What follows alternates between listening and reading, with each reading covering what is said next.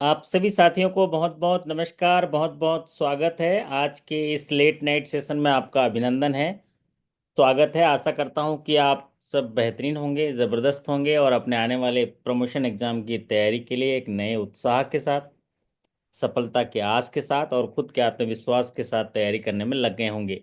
मेरी आवाज़ आप तक पहुंच रही है तो चैट बॉक्स में ज़रा बता दीजिए ऑडियो वीडियो क्लियर है। रोशन कुमार जी रोशनी लेकर आ गए हैं, सभी को नमस्कार कर रहे हैं।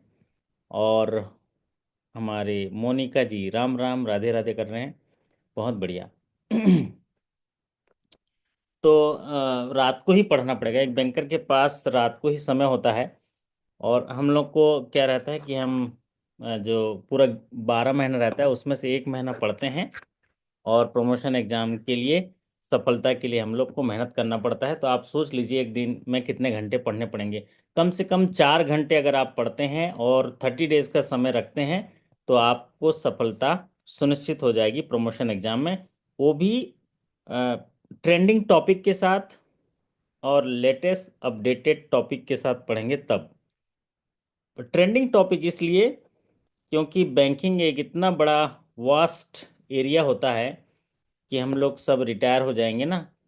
जितने साथी अभी 20-25 साथी हैं जुड़े हैं, सब रिटायर हो जाएंगे तब भी नहीं पढ़ पाएंगे, कुछ ना कुछ कमी रह जाएगी। तो थोड़ा सा मेहनत करिए, एग्जामिनेशन तक रात को जागने की कोशिश करिए। बैंक से अगर 8 बजे के बाद आते हैं तो अन्न वाला भोजन छोड़ के कुछ दूसरा भोजन कर लीजिए ताकि रात को जागने में मदद मिलेगी। अगर आप बैंक से 8 बजे के आसपास आते हैं या 8 बजे के बाद आते हैं और भरपेट खाना खा लेंगे तो फिर तो मजाल है कि कोई आपको उठा दे और कोई आपको पढ़ा दे। और इतनी जो है उसमें ताकत होती है ना, फिर नींद आ जाएगी आपको। तो अभी एग्जामिनेशन तक क्या करिए, अगर आप 6 साढ़े 6 बजे आ गए तो 7 बजे के अंदर डिनर कर लीजिए। और अगर लेट हुआ 8 बजे के बाद तो फिर स्किप कर लीजिए डिनर को, उसकी जगह कुछ लिक्विड फूड या हल्का फुल्का जो है आप इस्तेमाल कर लीजिए, कहीं कुछ नहीं होने वाला, आपके अंदर सारी चीज़ें हैं। तो अगर रात भर जागने की अगर रात भर खुद जागने की और औरों को जगाने की आदत हो जाए, मज़ा आ जाए, अगर किसी को अपने सफलता से मोहब्बत हो जाए। आप हमेशा देखे होंगे जिससे आपका जो लगन लगता है वही आपको हासिल होता है।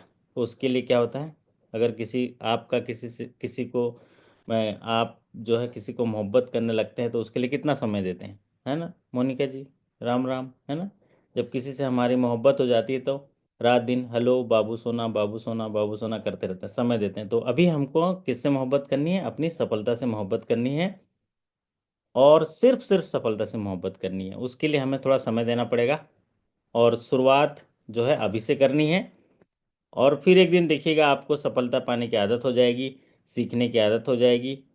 एक उत्साह जरूर चाहिए आपके अंदर, एक ऊर्जा चाहिए, क्योंकि बिना ऊर्जा के आप मोमेंटम पा नहीं सकते। एक बार मोमेंटम मिल गया, एक बार उसको गतिशीलता मिल गई तो फिर ऑटोमेटिक मोड पे चला जाता है, हर चीज़ें आपकी ऑटोमेटिक तरीके से होने लगती हैं। तो ऊर्जा चाहिए, उत्साह चाहिए, सफलता का आस चाहिए और हमारे जो रात को पढ़ते हैं उसका साथ चाहिए और खुद का आत्मविश्वास चाहिए। इतनी सारी चीज़ों के साथ आपको पढ़ना पड़ेगा। और साथ ही साथ आपको दूसरे से कंपेयर नहीं करना है, क्योंकि दूसरा आदमी पहले से पढ़ रहा होगा, कोई बाद में पढ़ रहा होगा। किसी से कोई तुलना आपको नहीं करनी है। आपको तुलना करनी है तो सिर्फ सिर्फ कल के आपसे खुद की तुलना करनी है कि मैं कल क्या था आज क्या हूँ, बस हमें और किसी से तुलना नहीं करनी है। आज हम पढ़ेंगे बिजनेस फिगर, उत्तर बिहार ग्रामीण बैंक 31 मार्च 2024। और जब भी हम प्रमोशन एग्जाम की बात कर रहे हैं तो अभी एक टर्निंग पॉइंट ये आया है कि आपके इंटरनल पॉलिसी से सारे सवाल आ रहे हैं। जनरल बैंकिंग का पार्ट तो है ही है, बट मैनेजमेंट या आईबीपीएस चाहते हैं कि जो भी अधिकारी कर्मचारी प्रमोशन ले रहे हैं वो बैंक को अंदरूनी तरीके से कितना जानते हैं। तो जब बैंक के अंदर के पैरामीटर हैं उनको हम 10 सेगमेंट में पढ़ेंगे, 10 सेगमेंट में, जिसमें एक सेगमेंट है आपका बिजनेस फिगर, एक सेगमेंट है कुछ ट्रेंडिंग पॉलिसीज।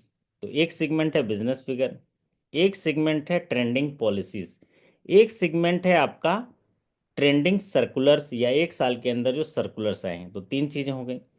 चौथी चीज़ है वो आपके डिपॉजिट के स्कीम्स, तो चौथी चीज़ क्या है, डिपॉजिट के स्कीम्स। पांचवी चीज़ है लोन के स्कीम्स। छठी चीज़ है आपका अभी प्रोसेसिंग चार्ज या सर्विस चार्ज। और सातवीं चीज़ है स्टाफ वेलफेयर स्कीम्स। और आठवीं चीज़ है ऑडिट एंड इंस्पेक्शन।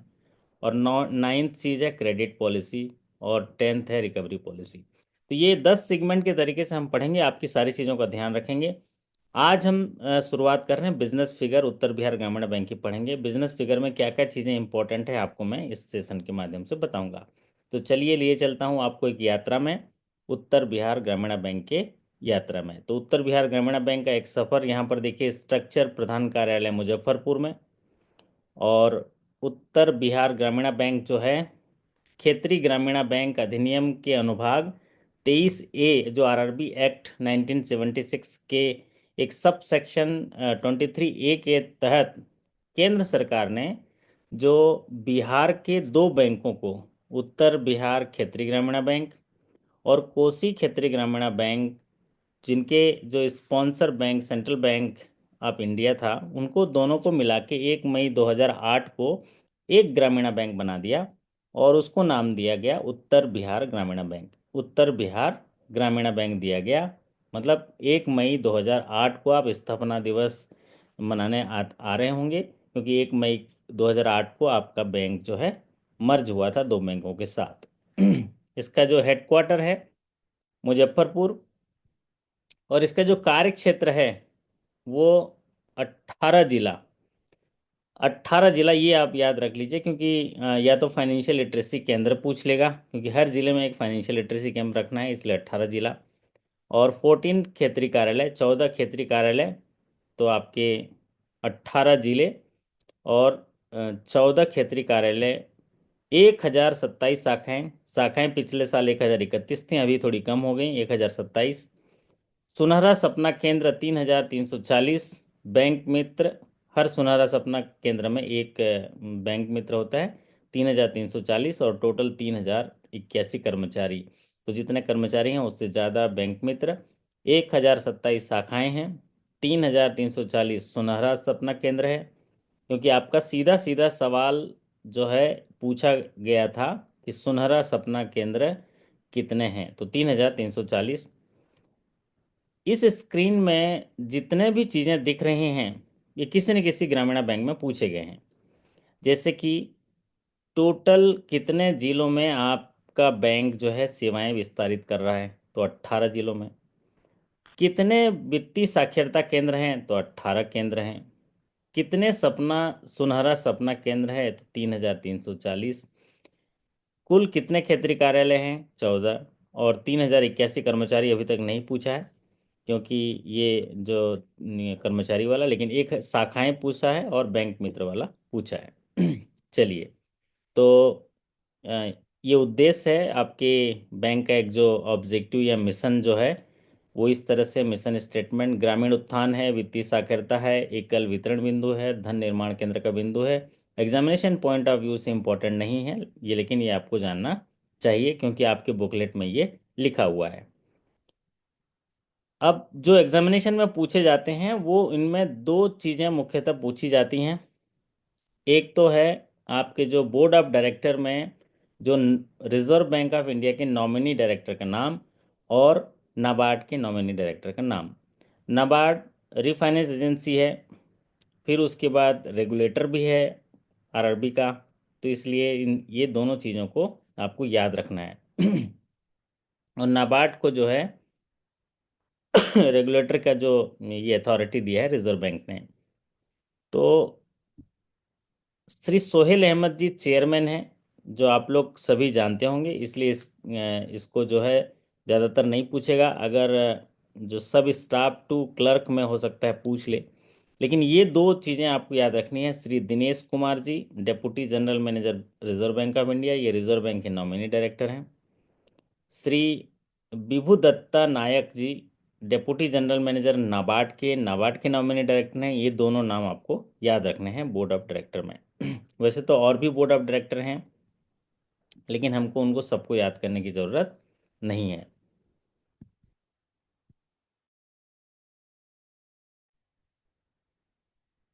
तो दो नॉमिनी डायरेक्टर आपको याद रखने हैं। एक तो Shri Dinesh Kumar ji, deputy general manager, Reserve Bank nominee director, और Shri Vibhu Datta ji Nayak, deputy general manager, NABARD के नॉमिनी डायरेक्टर हैं। अब आपका vision statement, Gram Chetna, going beyond banking में भी पूछ सकता है, कई बैंकों में ये पूछता भी है कि आपका विजन स्टेटमेंट क्या है। ग्राम चेतना, गोइंग बियॉन्ड बैंकिंग, और कोर वैल्यू है आपका trust and transparency, empowerment and development, service excellence. कई बैंकों में पूछ लेता है, आपके बैंक में भी पूछ सकता है। तो इसमें क्या पूछेगा, कोर वैल्यू निम्नलिखित में से हमारे बैंक का कौन सा नहीं है। शेखर जी प्रणाम कर रहे हैं सभी को, नमस्कार। तो कोर वैल्यू जो है, इनमें से कोई नहीं, ऐसा पूछ लेगा कोई अलग सा एनपीए रिकवरी दे देगा एक, तो उसको हटा दीजिए कोर वैल्यू। कोर वैल्यू है trust and transparency, empowerment, development and service excellence. अब आते हैं बिजनेस फिगर जो इम्पोर्टेंट है। जैसा कि आपने देखा होगा, अभी मैंने बताया था 1 मई 2008 को आपका ग्रामीण बैंक दो बैंकों को मिला के मर्ज किया गया था, उत्तर बिहार क्षेत्रीय ग्रामीण बैंक और कोसी क्षेत्रीय ग्रामीण बैंक, और दोनों को मिला के उत्तर बिहार ग्रामीण बैंक दे दिया गया 1 मई 2008 से। और फिर आप 31 मार्च 2024 को जो टोटल बिजनेस है आपके बैंक का, वो है 33,174.34 करोड़, 33,174.34 करोड़। इसको याद रखने के लिए आप 33,200 याद रख सकते हैं, या 33,000 करोड़ भी याद रख सकते हैं।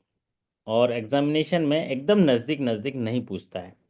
तो आप इस तरह से याद रखिए कि उत्तर बिहार ग्रामीण बैंक का टोटल बिजनेस 33,200 करोड़ भी याद रख लेंगे तो हो जाएगा, या 33,174.34 करोड़ याद रखेंगे, 2-3 बार पढ़ेंगे तो आपको याद हो जाएगा। अब टोटल व्यवसाय 33,000 करोड़ है, टोटल डिपॉजिट 19,000 करोड़ है, टोटल एडवांसेस 14,000 करोड़ है। अगर इस तरीके से याद रखेंगे तो अच्छा रहेगा। टोटल जो बिजनेस है आपके बैंक का 33,000 करोड़ का बिजनेस है, और टोटल डिपॉजिट 19,000 करोड़ का है, और टोटल एडवांसेस 14,000 करोड़ का है। या नहीं तो आप जो है इसको 33,000 जो है करोड़ बिजनेस है, 19,000 करोड़ आपका डिपॉजिट है, और 14,000 करोड़ आपका एडवांसेस है। आपका टोटल बिजनेस में जो ग्रोथ है वो 10.48% है, जो बहुत अच्छा माना जाएगा। बिजनेस में ग्रोथ आपने अच्छा किया। टोटल डिपॉजिट जो 19,266 करोड़ है, डिपॉजिट में ग्रोथ जो ग्रोथ है 7.93 है, इसको भी अच्छा माना जाएगा। और टोटल एडवांसेस का जो ग्रोथ है वो 14.23 है, इसको तो एक्सीलेंट माना जाएगा, बहुत अच्छा माना जाएगा, आपने अच्छा लोन बांटा है। नॉर्मली 15% का जो ग्रोथ होता है एडवांसेस में, ये बहुत अच्छा माना जाता है। और डिपॉजिट में जो ग्रोथ है 10% का जो है अच्छा माना जाता है। तो यहाँ पर आपने दोनों में अच्छा ग्रोथ किया है बिजनेस का। टोटल बिजनेस जो है आपका 33,000 करोड़ है, डिपॉजिट 19,000 करोड़ है, और एडवांसेस 14,000 करोड़ है। और एग्जैक्टली याद रखना है तो एग्जैक्टली भी देख लीजिए, लेकिन अगर राउंड फिगर में याद रहते हैं तो आपको चीज़ें रिकॉल हो जाती हैं। तो उत्तर बिहार ग्रामीण बैंक का टोटल बिजनेस 33,174 करोड़, जिसमें डिपॉजिट 19,300 करोड़, और जो एडवांसेस है 14,900 करोड़। तो टोटल 33,200 करोड़ का डिपॉजिट आप याद रख सकते हैं। या ओवरऑल याद रखना चाह रहे हैं तो ये स्क्रीन में 3 मिनट से आपके सामने रखा हूँ। आपको लग रहा होगा कि ये स्क्रीन आगे क्यों नहीं बढ़ रहा है, लेकिन यही कला है, क्योंकि जितनी देर स्क्रीन सामने में रहेगा आप मजबूर हो जाएंगे स्क्रीन को देखने के लिए, और आपको लग रहा है आप काम नहीं कर रहे हो, लेकिन आपका मस्तिष्क रिकॉर्डिंग कर रहा है, क्योंकि आपके पास कैमरा है, 3-3 कैमरा है, और जो है आपकी रिकॉर्डिंग हो रही है। तो टोटल बिजनेस आपके बैंक का 33,200 करोड़, टोटल डिपॉजिट 19,300 करोड़, और total advances 13,900 crore. Round figure में 19,000 crore deposit, 14,000 crore advances, total business 33,000 crore. इसमें एक चीज़ को आप याद रख लीजिए, डिपॉजिट में जो ग्रोथ परसेंटेज है उसको बार बार पूछता है। तो डिपॉजिट में जो ग्रोथ है 7.93% है। पूछता इसलिए है क्योंकि डिपॉजिट में बिजनेस लाना जो है, बिजनेस बढ़ाना कठिन होता है, तो कठिन काम को आप किस तरीके से किए हो वो याद दिलाने के लिए पूछता है। इसीलिए डिपॉजिट में ग्रोथ याद रखिए 7.93% है। एडवांसेस में जो ग्रोथ है आपका 14.23% है। और एडवांसेस में जो ग्रोथ है ये भी बहुत अच्छा आपका है।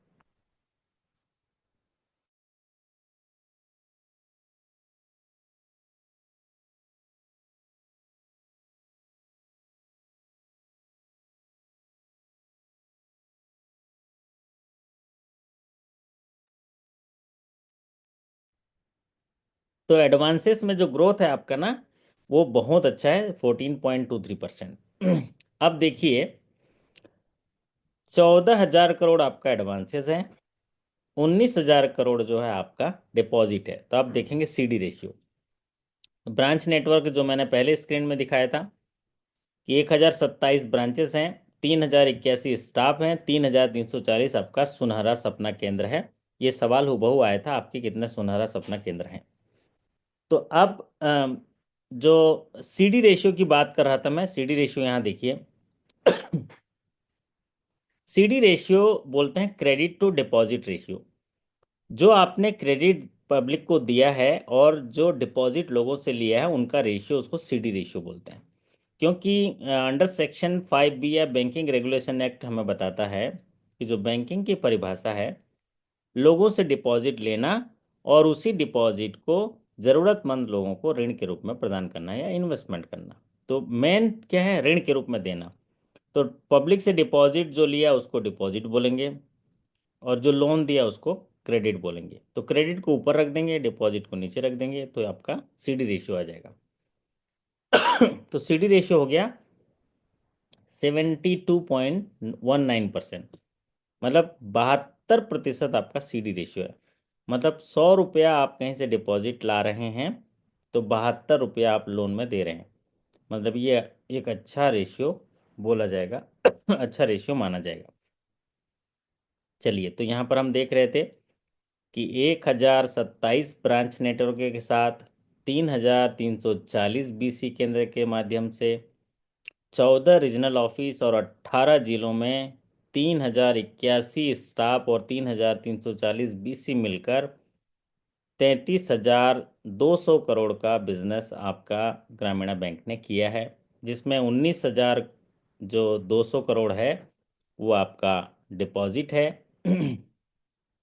और आपका 13,900 करोड़ जो है आपका एडवांसेस है। तो उन राउंड फिगर में लेंगे तो 19,000 करोड़ का डिपॉजिट है, 14,000 करोड़ का एडवांसेस है, टोटल 33,000 करोड़ आपका बिजनेस है। 33,200 याद रख लीजिए। और आपका इधर 19,000 करोड़ का डिपॉजिट और 14,000 करोड़ का आपका एडवांसेस।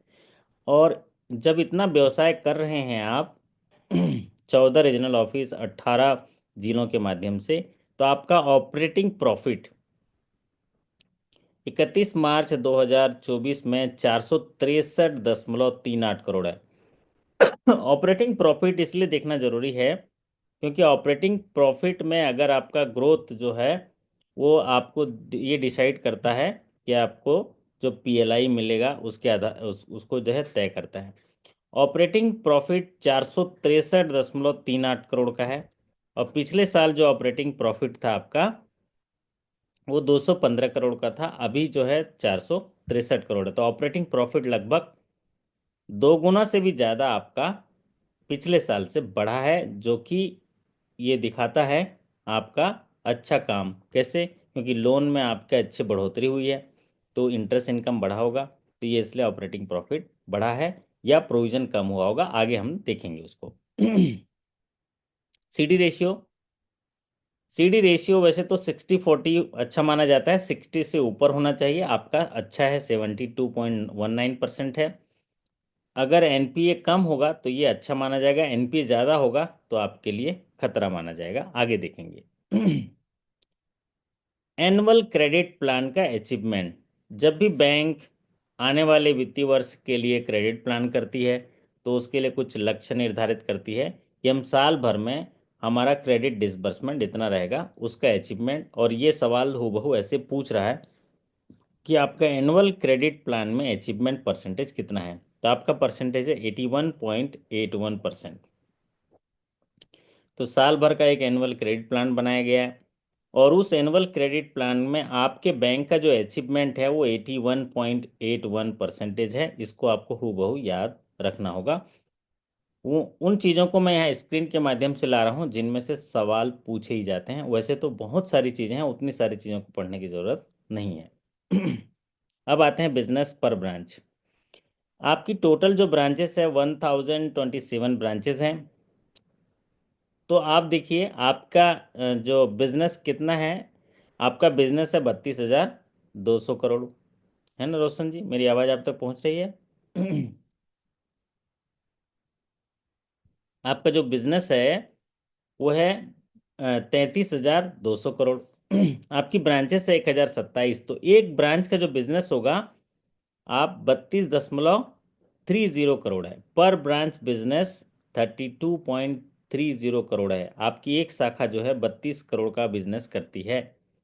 और आप पर एम्प्लॉय बिजनेस, यहाँ पर अगर रश्मि जी या रविकांत जी या जो आपके अभी रोशन जी है ना, सब सब आर से हैं हमारे। एक नंबर से लेके जितने भी नाम है रिया जी तक, सब आर से हैं। और आर से ही शुरुआत हुआ है ना सभी साथियों का। देखिए तो ये जो हमारे अधिकारी कर्मचारी हैं, रितु भारती जी भी देखिए आर से हैं, ऋतु भी हैं, भारती भी हैं। बताइए। तो ये सारे जो एम्प्लॉई अभी यहाँ पर हमारे साथी हैं, आपको प्राउड फील होगा कि आपसे अगर कोई पूछा तो आप बैंक में रोज टिफिन लेके जाते हो, टिफिन ले खाली करके आते हो, क्या करते हो, तो आप बता पाएंगे कि मैं 11 करोड़ का बिजनेस करती हूँ या करता हूँ। 11 करोड़ मतलब 10.77 करोड़ का कारोबार करते हैं आप। मामूली नहीं है, बहुत बड़ा कारोबार करते हैं। 11 करोड़ का आप बिजनेस करते हैं एज ए एम्प्लॉय।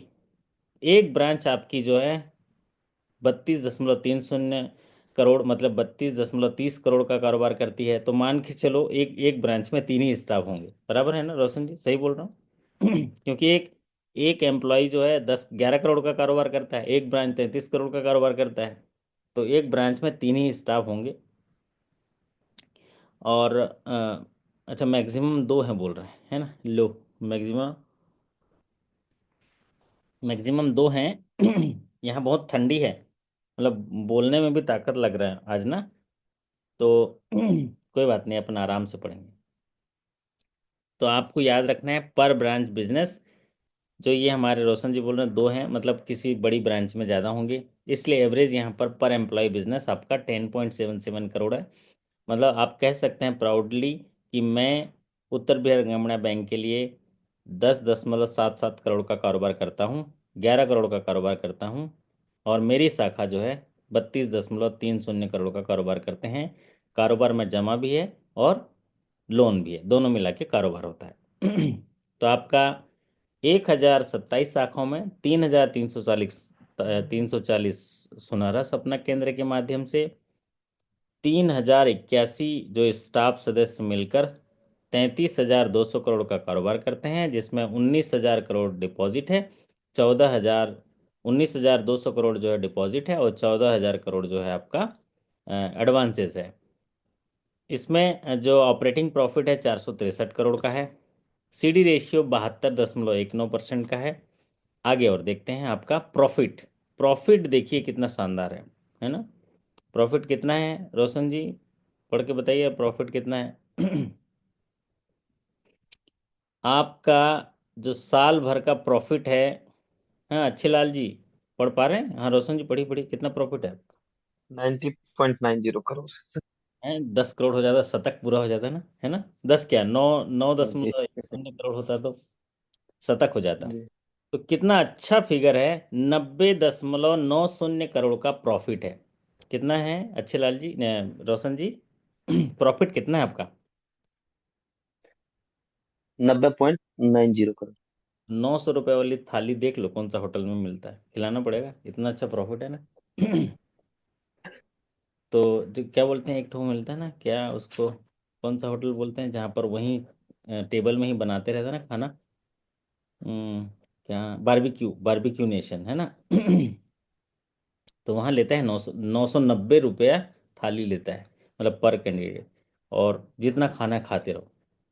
तो वैसा है आपका 90.90 का प्रॉफिट है। पिछले साल आपका प्रॉफिट कितना था आपको याद है? पिछले साल 2023 में, रोशन जी, 2023 में जो प्रॉफिट था केवल केवल 32 करोड़ का था। कितना था? 32 करोड़ का था। इस बार आप लोगों ने कौन सी चक्की का आटा खाया, 90.90 करोड़ का आपने प्रॉफिट कमा लिया। आप देखे भी होंगे, आपका ऑपरेटिंग प्रॉफिट 200 मतलब 15 करोड़ से लेके 463 करोड़ हो गया, मतलब दुगुना से भी ज़्यादा हो गया ऑपरेटिंग प्रॉफिट। तो आप लोगों ने अच्छा मेहनत किया है, और मेहनत करके जो है आपका प्रॉफिट 90.9 करोड़ का प्रॉफिट लिया है। तो आपकी टोटल 1027 शाखाएं, 3340 सुनहरा सपना केंद्र, 3081 स्टाफ सदस्य मिलकर 18 जिलों में 14 रीजनल ऑफिस की मदद से, एक हेड ऑफिस की मदद से, टोटल 33,200 करोड़ का business, 19,000 crore deposit, 14,000 crore advances, 72.19% CD ratio, 463 crore का ऑपरेटिंग प्रॉफिट, और नेट प्रॉफिट जो है आपका 90.90 करोड़ का। बाकी जो है प्रोविजन कर दिया होगा आपने। एनपीए देख लीजिए, ग्रॉस एनपीए है 13.47%। ये थोड़ा सा ज़्यादा है ग्रॉस एनपीए, इसीलिए आपका जो ऑपरेटिंग प्रॉफिट था ना 463 करोड़, वो सब प्रोविजन में चला गया। आप सोचिए, आप ऑपरेटिंग प्रॉफिट कमाए हैं 463 करोड़, और नेट प्रॉफिट है 90 करोड़। आपका ग्रॉस एनपीए है 13.47 करोड़, क्योंकि आपका एडवांसेस है 14,000 करोड़, 13,900 करोड़ एडवांसेस है, और इसमें से 13.47% जो है ग्रॉस एनपीए है। अगर ग्रॉस एनपीए 10% से ज़्यादा होता है तो उसको खतरा माना जाता है। तो आपका ग्रॉस एनपीए लेवल खतरा वाला ही है, एनपी ज़्यादा है ना।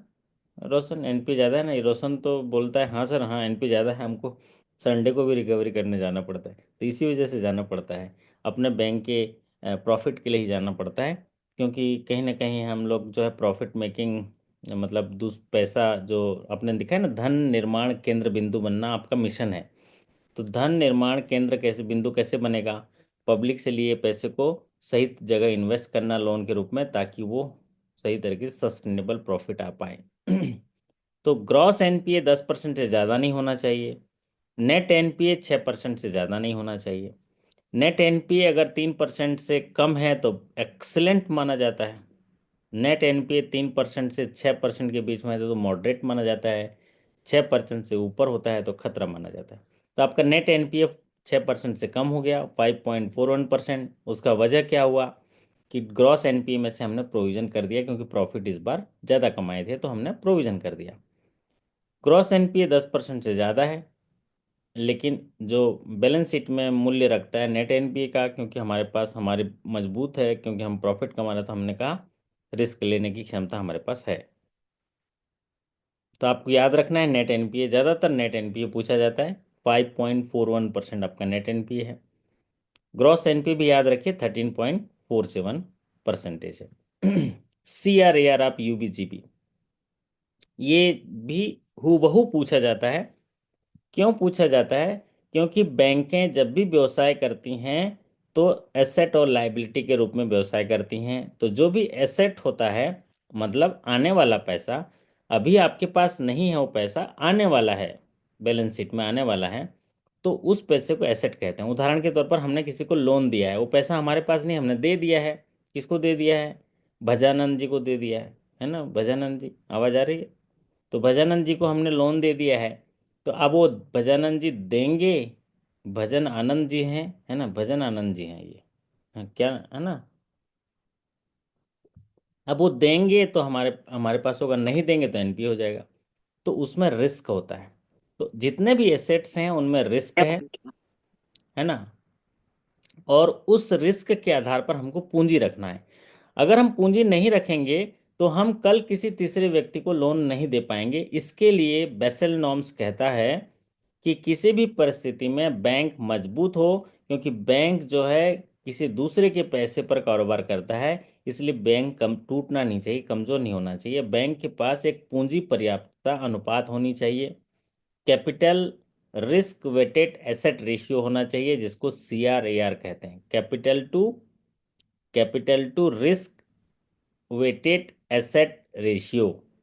हर एसेट का एक रिस्क होता है, उसको तराजू में तौलते हैं। इस रिस्क क्या होता है, जैसे कि उदाहरण के तौर पर एसेट साइड में जो जो बैलेंस शीट में आता है देख लीजिए। Cash in hand asset side में आता है, आपके बैंक में रखा है कैश इन हैंड, 0 रिस्क है। दूसरे बैंक में कैश इन हैंड रखा है, 20% का रिस्क है। आपने स्टेट गवर्नमेंट को लोन दिया है, 0 रिस्क है। आपने सेंट्रल गवर्नमेंट को लोन दिया है, 0 रिस्क है।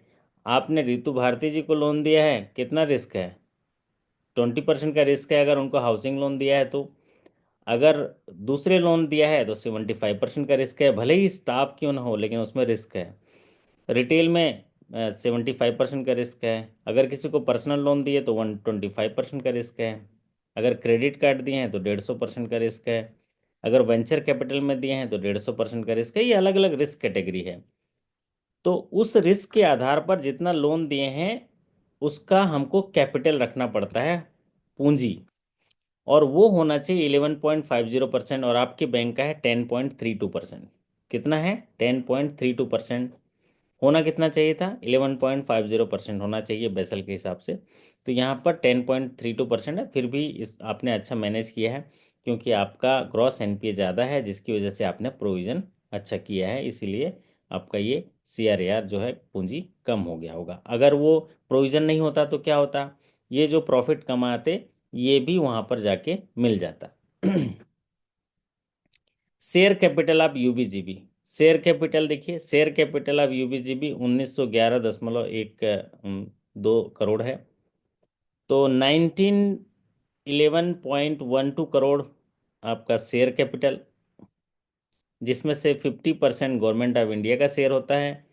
स्पॉन्सर बैंक का जो शेयर होता है 35% है। स्टेट गवर्नमेंट का जो शेयर होता है 15% है। तो सीधे सीधे शेयर कैपिटल भी पूछ सकता है। तो 1911 करोड़ है। ज़्यादातर ये परसेंटेज पूछता है शेयर कैपिटल का, कि गवर्नमेंट ऑफ इंडिया का शेयर कितना होगा, और आपके स्पॉन्सर बैंक का शेयर कितना होगा, और स्टेट गवर्नमेंट का। तो गवर्नमेंट ऑफ इंडिया का 50% शेयर होता है, स्पॉन्सर बैंक का 35% शेयर होता है, और जो स्टेट गवर्नमेंट का 15% शेयर होता है। अब आता है कासा परसेंटेज। कासा परसेंटेज तो कमाल का है भजानंद जी और या आपके रोशन जी। कासा परसेंटेज तो आपका 73.63%। देखिए सेविंग में 72% सेविंग का है, 72% शेयर सेविंग का है, और करेंट में 1.64% है, और टाइम डिपॉजिट में 26.37% है। तो अब आप जो भी ग्राहक आता है उसका सेविंग खाता खोलते हैं, और सेविंग खाते में जो आपका शेयर है देखिए कितना है, 7 कट गया है, 71.99% का शेयर है आपका सेविंग में। हाँ अच्छे लाल जी, कैसा है इनका कासा, तो कमाल का है। 100 रुपया कहीं से जमा लाते हैं तो एकदम डंके की चोट से बोलते होंगे कि सेविंग में रखो, है ना। तो कासा परसेंटेज आपके प्रॉफिट को बढ़ाता है। कासा यहाँ पर 73.63% है, मतलब इसमें आपको खर्चा कम हो रहा है, लागत कम है, आपका आपका खर्चा कम है, आमदनी ज़्यादा होगा। अब आपका लोन का NPA ज़्यादा है, अगर NPA कम होता ना तो आपका प्रॉफिट देखिए, आप लोग जो है ना मतलब उठा नहीं पाते, इतना प्रॉफिट आता। तो कासा जो है 73.63% है, बहुत अच्छा माना जाएगा, एक्सलेंट माना जाएगा, सुपर डुपर माना जाएगा। और पुष्पा पुष्पा पुष्पा जैसे चल रहा है ना आपका सुपर डुपर हिट, वैसे ही कासा आपका है सुपर डुपर। 73% कम होता है, 74% कासा, बहुत बढ़िया। हाँ तो हमारे जो है ना अच्छे लाल जी, आप कौन से बैंक से हैं अच्छे लाल जी। सर बड़ौदा भी बैंक से है। आपका भी कासा अच्छा है, वजह तो आपका भी पढ़ाया था जी बिजनेस जी। लेके, कितना जी है सर, आपका, जी जी सर। नहीं देख पाए। नहीं सर, तो देख इनका रहे हैं कासा सर। कैसे है आप बताओ, किस 70 74% कासा है, मतलब 100 रुपये कहीं से जमा हाँ, किया तो ये 74 रुपये सेविंग में और सीडी में रख रहे हैं। अच्छा। अच्छा सर, अच्छा है। क्योंकि इसमें खर्चा कम है, सीडी में जीरो इंटरेस्ट देते हैं, सेविंग में 2.90 2.85 से लेकर 3% तक इंटरेस्ट रेट होता है। तो जी इनका सर। इनका जो पैसा डिपॉजिट है उस पर खर्चा कम है। इनका जी सर। टाइम डिपॉजिट देखिए 26% है। तो यस एक सर। डायलॉग है ना, फ्लावर समझे हो क्या, फायर है ये, वाइल्ड फायर है ना इन लोग, मतलब बैंकिंग के वाइल्ड फायर हैं, क्योंकि इनका कासा बहुत अच्छा है। चलिए, जी अब सर। आता है आपके बैंक का non life insurance business partner. आपके बैंक के नॉन लाइफ बिजनेस पार्टनर जो हैं, बजाज अलायंस जनरल इंश्योरेंस हैं और श्रीराम जनरल इंश्योरेंस हैं। और जो लाइफ इंश्योरेंस बिजनेस पार्टनर हैं वो हैं बजाज अलायंस लाइफ इंश्योरेंस हैं और रिलायंस निपॉन लाइफ इंश्योरेंस हैं। इनको हूबहू नाम से याद रखिए। आपके बैंक के जितने भी कंपनियों के साथ आउटसोर्सिंग टाई अप हैं उनको जानना बहुत ज़रूरी है। जैसे कि कैश मैनेजमेंट सिस्टम में किसी बैंक के साथ टाई अप है तो उसको याद रख लीजिए। लाइफ इंश्योरेंस बिजनेस के साथ बजाज अलायंस है और रिलायंस निपॉन है आपका लाइफ इंश्योरेंस। और नॉन लाइफ के लिए बजाज अलायंस जनरल इंश्योरेंस है और श्रीराम जनरल इंश्योरेंस है, इनको हूबहू याद रखिए। Contingent liability. कंटिंजेंट लायबिलिटी एक ऐसी लायबिलिटी है जो पैदा हो भी सकती है, पैदा नहीं भी हो सकती है। बैलेंस शीट के शेड्यूल नंबर 12 में इसका जिक्र होता है। बैलेंस शीट के फुट नोट में इसका जिक्र होता है, बैलेंस शीट के अंदर का हिस्सा ये नहीं होता। दो तरह के लोन होते हैं, एक फंड बेस्ड लोन होता है, एक नॉन फंड बेस्ड लोन होता है। फंड बेस्ड लोन वह लोन होता है जिसमें हम सैंक्शन टर्म्स एंड कंडीशन के साथ उसको फंड दे देते हैं, पैसा उसको डिसबर्स कर देते हैं, उसको फंड बेस कहते हैं। उस पैसे से वो अपना प्रोजेक्ट बनाता है, इंडस्ट्री खड़ी करता है, अपना एसेट खरीदता है, वो उसको बोलता है फंड बेस। और एक लोन होता है जिसमें हम सैंक्शन टर्म्स एंड कंडीशन के आधार पर हम लोन सैंक्शन तो कर देते हैं, वायदा कर देते हैं, लेकिन हम लोग फंड नहीं देते, पैसा नहीं देते, वायदा देते हैं। वायदा मतलब गारंटीज देते हैं, लेटर ऑफ क्रेडिट देते हैं, कंसेंट देते हैं, को असाइनमेंट करते हैं, तो उसको बोलते हैं कंटिजेंट लायबिलिटी। आकस्मिक देयताएं, ये ऐसी देयताएं जो पैदा हो भी सकती हैं, पैदा नहीं हो भी सकती। इनको तो हूबहू याद कर लीजिए, 121 करोड़ 71 लाख का आपका कंटिजेंट लायबिलिटी है। मतलब आपने 121 करोड़ 71 लाख के बैंक गारंटी या आप उसको जो है किए होंगे, बैंक गारंटी या लेटर ऑफ क्रेडिट बांटे होंगे। अब क्या होता है, दो एक कस्टमर है जो परचेजर है और एक सेलर है जो मैन्युफैक्चरर है या मशीन बनाता है। तो कस्टमर जो है पैसा दे के मशीन खरीदना चाहता है, सेलर के पास जाता है, अच्छे लाल जी मशीन बनाते हैं, मशीन बेचते हैं। हमारा रोशन जो है खरीदार है, वो इंडस्ट्री बिठाना चाहता है। तो रोशन जो है अच्छे लाल जी की फैक्ट्री में जाता है, मशीन देखता है, सारी चीज़ें देखता है और उसको बोलता है भाई मैं आपसे मशीन खरीदना चाहता हूँ और आप मेरे मशीन को वहाँ पहुँचा के लगा दीजिए, चालू करके दिखा दीजिए, मैं पैसा दे दूंगा। तो अच्छे लाल जी बोलते हैं ठीक है, लेकिन मुझे क्या भरोसा, अब मैं आपके यहाँ मशीन लगा दिया, चालू कर दिया, आप पैसा नहीं दिए तो अच्छे लाल जी बोलते हैं मुझे बैंक गारंटी दे दीजिए। बैंक की गारंटी दे दोगे तो मैं मशीन मेरे यहाँ से जो है केरल से लेके मैं आपके जो बिहार में जाके लगा दूंगा और चालू करके दे दूंगा। तब आप मुझे पैसा दे देना, आप नहीं दोगे तो मैं बैंक से ले लूंगा। इसको बोलते हैं बैंक गारंटी। तो ये वायदा हो गया। अब क्या करते हैं, जो रोशन जो है बैंक जाता है, बैंक में बोलता है सर मेरे को एक मशीन खरीदना है, पैसा मेरे पास है, लेकिन मैं पैसा अच्छे लाल जी को नहीं देना चाहता हूँ पहले, क्योंकि पहले पैसा दे दूंगा तो फिर तो घूमता रह जाऊंगा। तो उनको हमने एक सौदा किया है कि वो मशीन हमारे फैक्ट्री तक पहुंचा देंगे, चालू करके दिखा देंगे और फिर उसके बाद जब टर्म्स एंड कंडीशन पूरा हो जाएगा हम पैसा दे देंगे, मैं पैसा दे दूंगा। आप मुझे बैंक गारंटी दे दीजिए मेरे बिहाफ में। तो बैंक क्या करती है, रोशन जी के बिहाफ में बैंक गारंटी देती है अच्छे लाल जी को कि अच्छे लाल जी आप सौदा पूरा करिए और हम ये आपको वचन देते हैं कि अगर सारे नियम शर्त पूरे हो जाते हैं और रोशन जी पैसा नहीं दिए तो बैंक के पास आ जाना, बैंक पैसा दे देगी। इसको बोलते हैं बैंक गारंटी।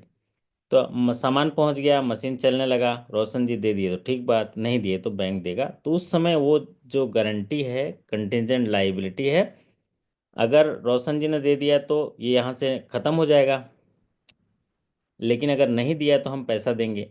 जब पैसा देंगे तो फंड बेस में आ जाएगा। कंटिजेंट लायबिलिटी मतलब पैदा हो भी सकता है, नहीं भी हो सकता है। ये आप हूबहू याद कर लीजिए। 121.71 करोड़ का कंटिजेंट लायबिलिटी आपका है। अभी एग्जामिनेशन में हूबहू पूछा। अब ये स्क्रीन देखिए, फिक्स एसेट डेप्रिसिएशन। आपके बैंक के जब क्लोजिंग होता है, स्टेटस ऑडिटर आते हैं, तो वहाँ फिक्स एसेट का डेप्रिसिएशन होता है, और उसके लिए मेथड आपके पॉलिसी में दिया गया है। अगर व्हीकल है तो रिटर्न डाउन वैल्यू मेथड है, रेट ऑफ डेप्रिसिएशन है 20%। हूबहू आपको याद रखना है मेथड क्या है और रेट ऑफ डेप्रिसिएशन। तो ज़्यादातर दो चीज़ों का पूछता है, एक व्हीकल्स का पूछता है और कंप्यूटर एंड अदर रिलेटेड। अभी तो कंप्यूटर रिलेटेड ही पूछ रहा है, जो 33.33% है ना, सबसे आखिरी में स्ट्रेट लाइन मेथड, इसको ही ज़्यादा पूछ रहा है। तो फिक्स एसेट का जो डेप्रिसिएशन है व्हीकल के केस में 20% है। Furniture and fixer, electricals official जो इलेक्ट्रिकल्स हैं उसमें 10% है। अदर ऑफिस इक्विपमेंट्स में 15% है। और computer and other related assets में 33.33% है, स्ट्रेट लाइन मेथड। बाकी जो है रिटर्न डाउन वैल्यू मेथड है। तो आपको ये इसको याद रखना है। ज़्यादातर जो है computer and other related assets के बारे में पूछता है, इसका डेप्रिसिएशन क्या रेट है, 33.33%। तो इसको हूबहू आप याद कर लीजिएगा। अब आता है पीसीआर, जिसको प्रोविजन कवरेज रेशियो कहते हैं। जैसा कि आप जानते हैं कि जो भी ग्रॉस एनपीए होता है, ग्रॉस एनपीए में से अगर प्रोविजन घटा देते हैं तो नेट एनपीए आता है। आपका ग्रॉस एनपीए 13.47% है और नेट एनपीए 5.41% है। इसका मतलब ये है कि आपने बड़ा रकम जो है प्रोविजन कर दिया, और वो प्रोविजन कवरेज रेशियो आपका 63.21% है। नॉर्मली, आइडली, या जो सैद्धांतिक रूप से जो प्रोविजन कवरेज रेशियो है वो 70% से ऊपर होना चाहिए, तो मजबूत बैंक माना जाता है। आपका 63.21% है। अगर ये 70% या 70% से ऊपर होता है तो मजबूत बैंक माना जाता है। जैसे कि हमने अभी पिछले समय त्रिपुरा ग्रामीण बैंक का बैलेंस शीट पढ़ रहे थे, वहाँ देखिएगा प्रोविजन कवरेज रेशियो 100% है। कितना है? 100% है। और उनका नेट एनपीए कितना है? 0 है। ग्रॉस एनपीए है, लेकिन नेट ग्रॉस एनपीए लगभग 4% है। और नेट एनपीए 0, क्योंकि पूरा का पूरा उन्होंने प्रोविज़न कर दिया। तो प्रोविज़न कवरेज रेशियो आपका है 63.21%। नॉर्मली 70% से ऊपर होना चाहिए, मिनिमम 70% तो होना ही चाहिए। कोर वैल्यू आप यूबीजीबी देख लीजिए, trust, transparency, empowerment and development, service excellence. तो ये आपका कोर वैल्यू है, जो पहले भी हमने पढ़ा था। तो आज के सेशन में इतना ही। बिजनेस फिगर के बारे में हम लोग पढ़ रहे थे। एक रिकेप कर देता हूँ आपके बिजनेस फिगर का।